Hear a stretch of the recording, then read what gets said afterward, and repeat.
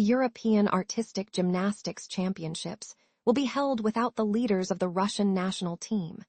9 of them were denied visas to Croatia. Why? The first sign that things would be tough for the Russians at Euro came at the end of July, when Croatian authorities banned the use of the Russian flag and anthem at the tournament. And this is despite the fact that the international and European gymnastics federations have fully returned our athletes, without restrictions.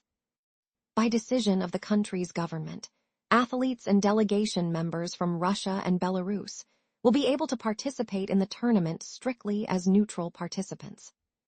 In accordance with the temporary regulations approved by the Extraordinary General Assembly on July 28, the use of national flags, anthems, symbols, and any other state identifiers will be completely prohibited at the championship.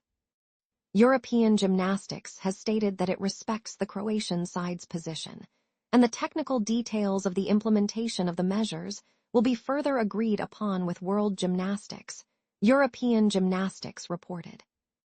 At the time, the situation was explained as a transition period. The European Championship was awarded to Croatia back when the Russians were only competing as neutrals, so formally the organizers hadn't violated anything. But the problems for our gymnasts did not end there. It turned out that the Croatians had denied visas to 9 members of the team. Among them were Olympic champions Angelina Melnikova and Victoria Listunova, as well as gymnasts Anna Kalmykova, who won nearly every title at the Russian championships this spring, Layla Vasilieva, Alexei Yuzashev, Sergei Nadin, and Evgeny Kissel, coach Yuli Kuksenkov, and Dr. Sergei Gilevsky. Why? The official reason. No justification for the purpose and conditions of the intended stay was provided. However, the Russian Gymnastics Federation, RGF, is confident that the reason is absurd, as visa applications were submitted simultaneously for everyone and with the same set of documents. 56 people received visas, 9 did not. There is no time to submit new applications. The tournament starts on August 13. At the same time, Melnikova performed well at other international tournaments, even at last year's World Championships, where she won 2 gold medals. This is Listunova's second time being unlucky. A year ago, she was denied neutral status. According to Victoria, it was because of a May 9th greeting card posted on social media. Although, in reality, it may be much simpler. In 2022, Listunova attended a concert rally at Luzhniki Stadium. The team will clearly miss out on medals at the Euros, not only in the individual competitions, but also in the team tournaments. The European Championships are also a qualifier for the next World Championships, where team quotas for Los Angeles 2028 will be awarded. This means the tournament is strategically important for the Olympics, but due to the strictness of the Croatian visa center, our team will have to play with a practically reserve squad. Melnikova was only angry about the situation. Perhaps this is the new way to win.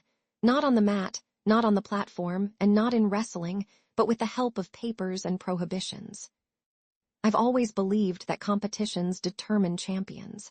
It turns out some prefer to determine the team roster in advance. This says a lot about those making these decisions.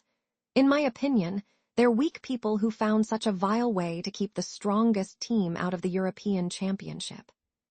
Thank you for your high praise of my athletic prowess. Apparently, my participation was so undesirable that it was easier to deny them entry than to risk meeting me at the competition. It's a shame that such decisions further and further deviate sport from its core principle: fair competition. But an athlete's strength is measured not by visas, but by results.